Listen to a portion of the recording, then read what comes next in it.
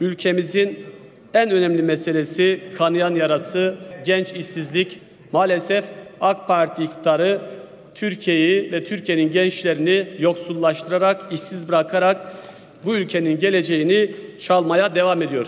Değerli arkadaşlar, biz tabii 8 ve 12 Haziran tarihlerinde Genel Başkan Yardımcımız Sayın Faik Öztürk ve Genel Başkan Yardımcımız Malatya Milletvekilimiz Sayın Veli Ağbaba'nın öncülüğünde hem esnaf masası olarak hem de ekonomi masası olarak Siirt, Bitlis, Bingöl, Muş ve Diyarbakır illerinde bir dizi çalışmalar gerçekleştirdik. Sahada vatandaşlarımızla, gençlerimizle bir arada olduk. Tabii bölgenin ve bölge illerinin en temel sorunu işsizlik, yoksulluk. Siirt'te, Muş'ta, Bingöl'de, Diyarbakır'da, Bitlis'te sokakta karşılaştığımız en vahim tablo yüksek orandaki genç işsizlik oranıydı.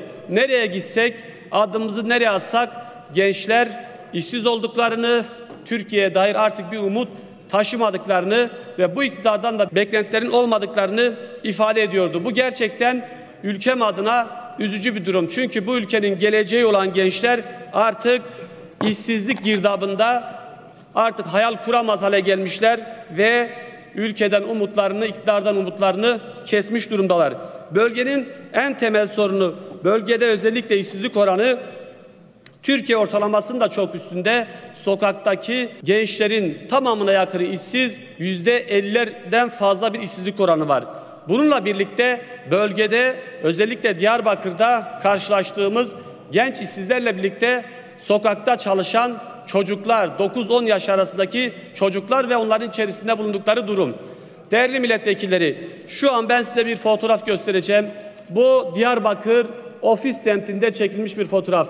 Bakınız burada ayağında terliği olmayan, ayakkabısı olmayan çocuklarımız, gençlerimiz. Buradaki Zozan, Dilan ve Diyar çöplerde kağıt toplayarak ailelerinin geçimlerine katkı sağlayan çocuklarımız. Bu çocuklara ayakkabı giydiremeyen, bu çocukları bu yaşta çöplerde kağıt toplayarak ailelerinin geçimine katkı sağlamaya zorlayan AK Parti iktidarıdır. İşte siz burada her gün anlatıyorsunuz. Yollar yaptık, köprüler yaptık, şunu yaptık, bunu yaptık.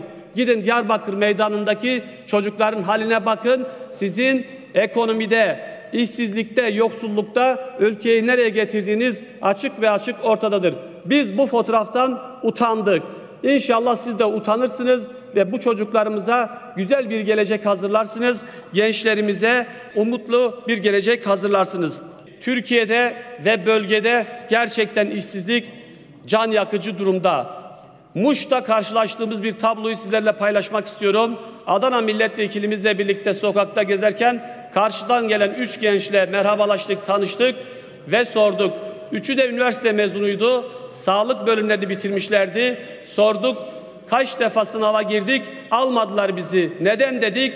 Çünkü torpilimiz yoktu, Ankara'da dayımız yoktu dedi. İşte gençleri torpille, liyakatsızlıkla kamuya yerleştiren AK Parti iktidarından Anadolu'nun dört bir yanından gençlerin talebi var.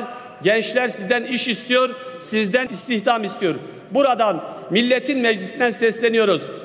Gençlerimizi işsiz bırakan, yoksul bırakan bu iktidarı en yakın seçimde birlikte göndereceğiz ve gençlerimizin umutla yaşadığı, mutlu yaşadığı bir Türkiye'yi hep beraber inşa edeceğiz. Teşekkür ediyorum.